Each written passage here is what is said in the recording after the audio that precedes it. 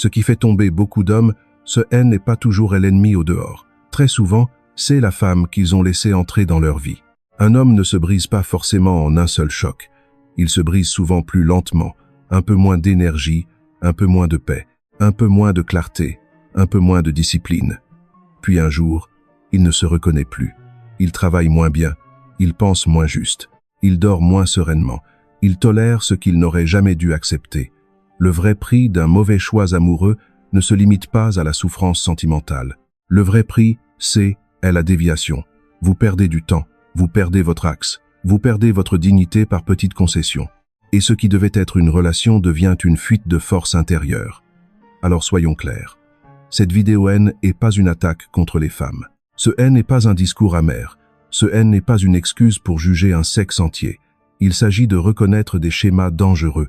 Il s'agit de voir des comportements avant qu'ils ne coûtent trop cher. Il s'agit de protéger ce qu'un homme a de plus difficile à construire, sa paix, sa concentration, son respect de lui-même et sa mission de vie. Il y a des signes qui apparaissent tôt, mais que beaucoup préfèrent ignorer. Par désir, par ego, par solitude, par espoir.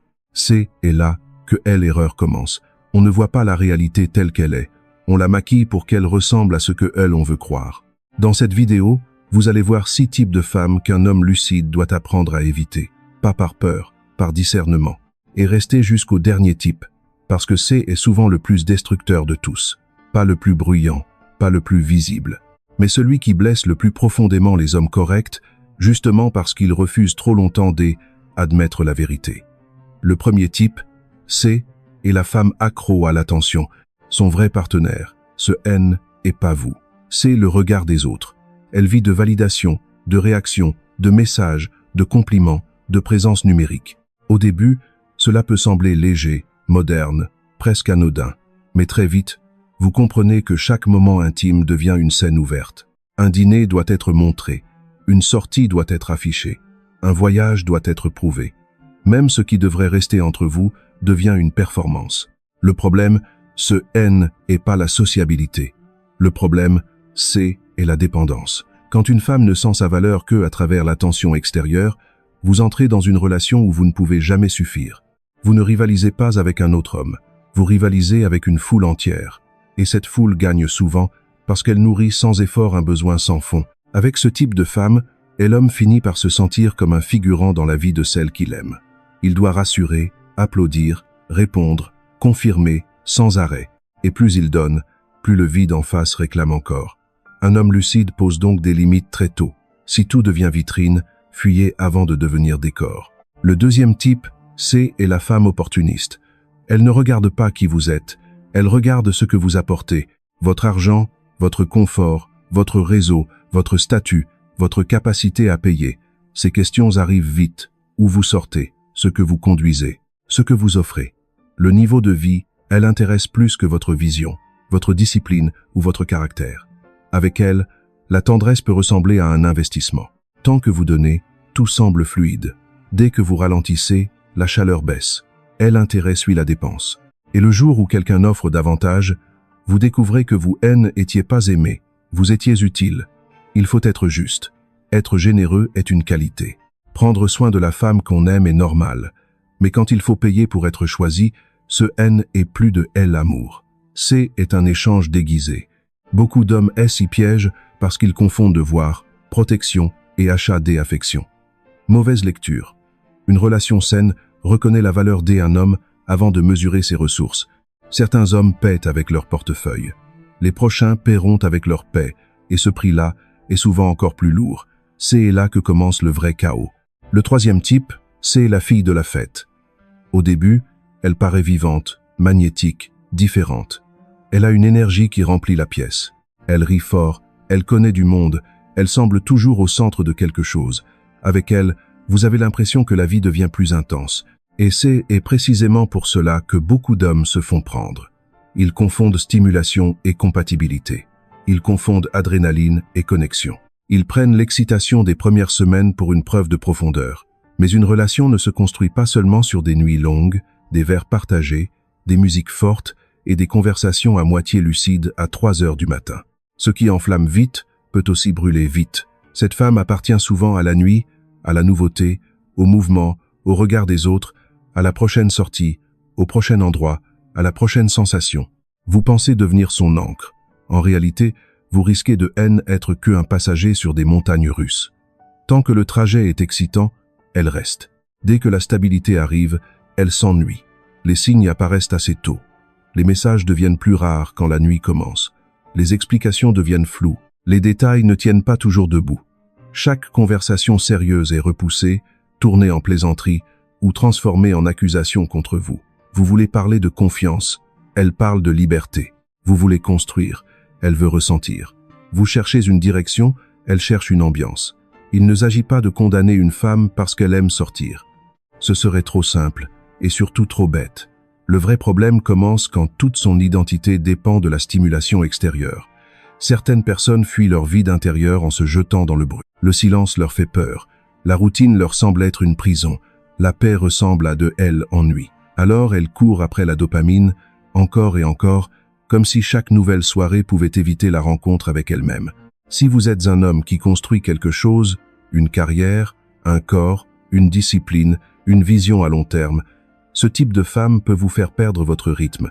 Elle ne vous détruit pas forcément par méchanceté. Elle vous décale, elle vous fatigue. Elle vous entraîne dans un monde où le plaisir immédiat gagne contre la patience. Et comprenez bien ceci, vous n'avez pas pour mission de la sauver. Vous n'avez pas pour mission de dompter le chaos. Si elle ne veut pas elle-même choisir la stabilité, votre amour ne suffira pas. Mais certaines femmes sont encore plus dangereuses que le bruit. Elles ne viennent pas avec une musique forte. Elles arrivent avec une apparence très stable.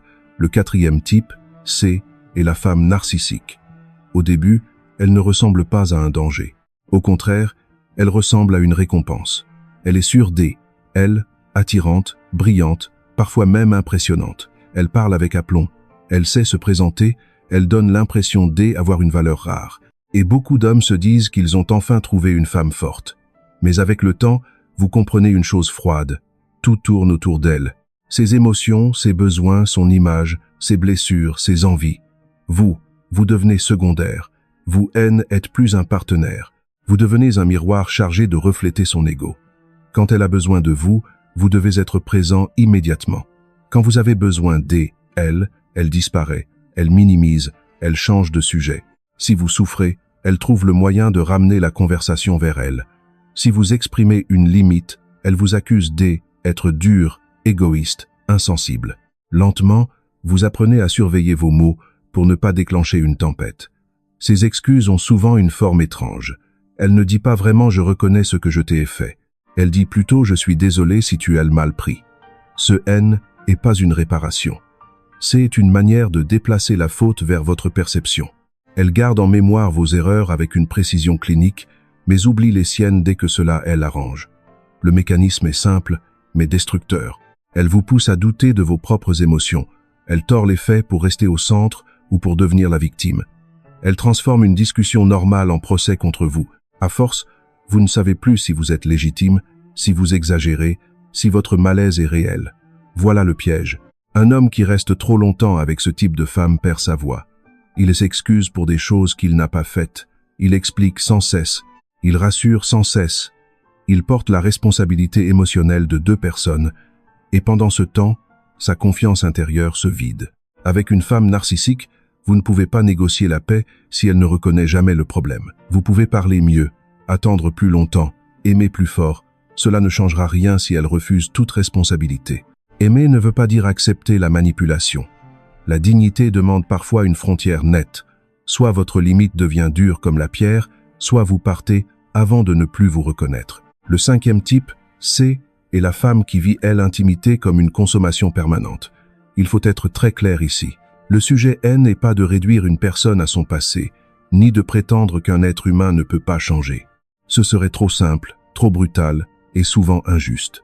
Le vrai sujet, c'est le schéma qui se répète. Quand une femme a pris l'habitude d'enchaîner des liens superficiels, sans profondeur, sans responsabilité émotionnelle, sans construction réelle, cela peut créer une difficulté à s'attacher de manière stable.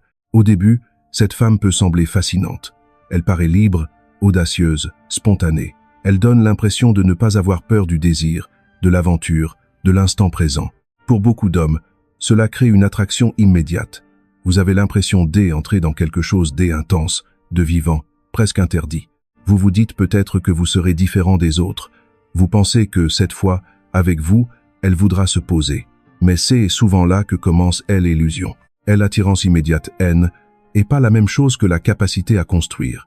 Une personne peut être séduisante dans l'instant et incapable de tenir dans la durée. Elle peut savoir créer de la tension, du désir, du mystère, mais ne pas savoir créer de la confiance. Or, une relation sérieuse ne se nourrit pas seulement de passion. Elle se nourrit de constance, de loyauté, de respect, de retenue, de choix répétés. Si son rapport à l'intimité a toujours été léger, interchangeable, impulsif, alors l'engagement peut vite lui sembler étouffant. Dès que la relation demande de la profondeur, elle peut ressentir cela comme une prison. Dès que vous demandez de la clarté, elle peut vous accuser d'être possessif. Dès que vous exprimez une inquiétude légitime, elle peut dire que vous voulez la contrôler. Et vous, progressivement, vous entrez dans un état étrange. Vous commencez à comparer, vous commencez à douter. Vous vous demandez si vous comptez vraiment ou si vous êtes seulement une étape de plus. Plus vous cherchez à être rassuré, plus elle vous fait sentir que votre besoin de sécurité est un problème. Vous devenez anxieux dans une relation qui devrait vous apporter de la paix. La vérité est simple. L'intimité bon marché rend souvent la loyauté très coûteuse. Pas toujours, mais assez souvent pour qu'un homme sérieux y prête attention. Un homme sans standard finit toujours par payer avec sa tranquillité. Et vos standards affectifs sont aussi importants que vos standards financiers ou professionnels. Vous ne construiriez pas votre avenir avec n'importe quel associé. Alors ne construisez pas votre vie intime avec quelqu'un qui traite le lien profond comme une distraction parmi d'autres. La liberté sans conscience devient de l'instabilité. Le désir sans responsabilité devient du chaos. Et si vous voulez bâtir une vie solide, choisissez une femme capable de profondeur, pas seulement d'intensité.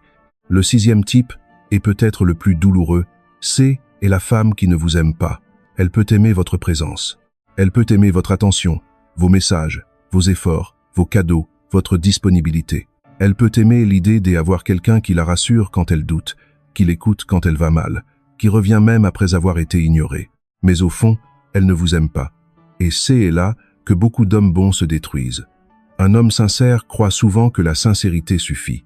Il pense qu'avec plus de temps, plus de patience, plus de preuves, plus de sacrifices, elle finira par voir sa valeur. Il se dit qu'elle a été blessée, qu'elle a peur, qu'elle ne sait pas encore reconnaître ce qu'il lui apporte. Il transforme son espoir en mission. Il confond l'amour avec une épreuve à réussir.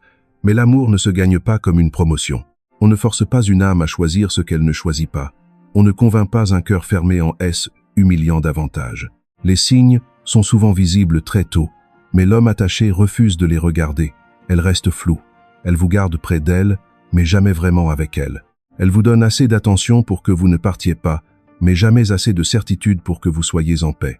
Elle vient vers vous quand elle a besoin d'aide, de soutien, de présence, de confort. Mais quand il faut construire, choisir, s'engager, elle disparaît dans le brouillard. Vous êtes toujours celui qui propose, celui qui relance, celui qui comprend, celui qui attend, celui qui excuse.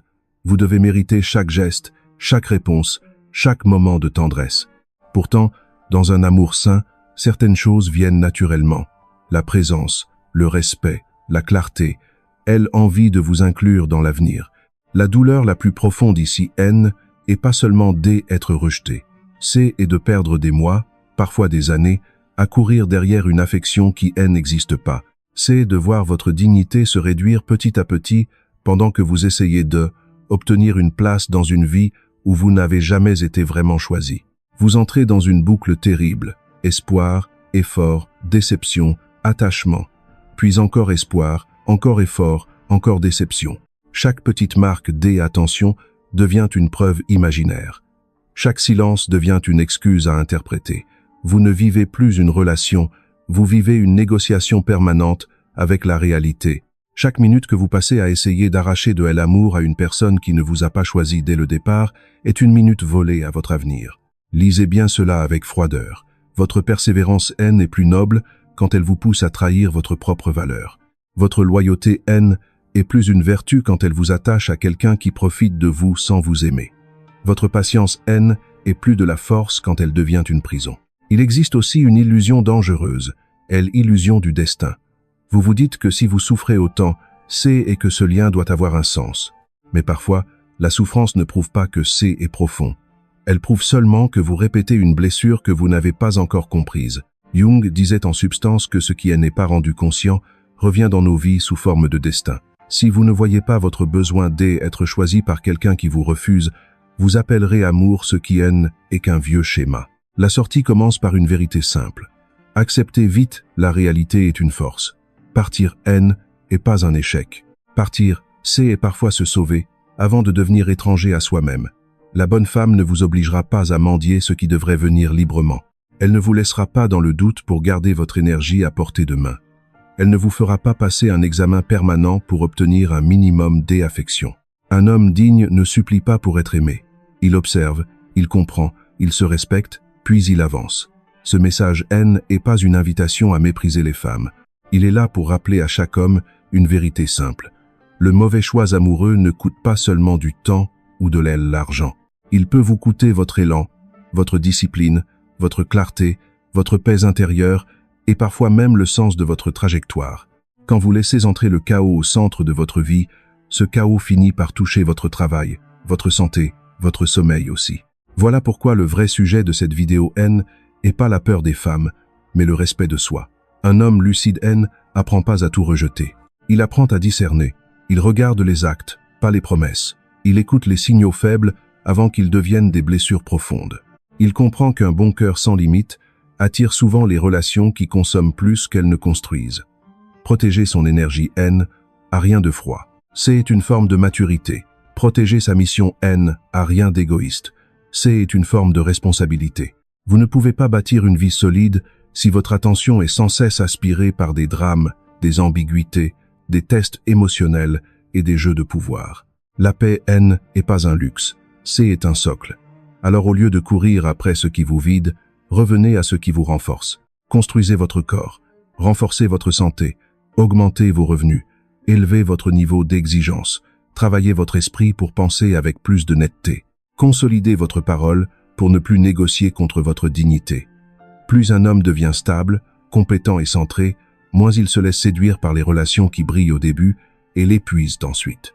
Avec le temps, vous comprenez aussi quelque chose d'essentiel. La bonne femme ne détruit pas votre direction. Elle ne vous détourne pas de ce que vous devez devenir. Elle ajoute de la force là où d'autres ajoutaient du bruit. Elle respecte vos limites, votre concentration, votre vision. Elle n'exige pas que vous vous trahissiez pour prouver votre amour. Elle marche avec vous, pas contre votre avenir. Si vous vous êtes reconnu dans l'un de ces schémas, gardez au moins cette leçon. Ne vous mentez plus. Voir clair plus tôt peut vous éviter des années perdues. Et si vous aimez les contenus directs, lucides et sans phare sur la psychologie masculine et les relations, abonnez-vous. Laissez aussi un commentaire avec le signal des alarmes que vous avez appris à ne plus ignorer. Parce qu'au fond, la vraie victoire, N, n'est pas de retenir quelqu'un qui hésite. La vraie victoire est de rester fidèle à vous-même jusqu'au point de refuser ce qui vous diminue. Choisissez ce qui vous élève, refusez ce qui vous éparpille. Et souvenez-vous d'une chose, l'amour juste ne vous casse pas. Il vous aligne, vous apaise et vous aide à grandir encore sans vous faire oublier qui vous êtes. C'est la vraie mesure finale.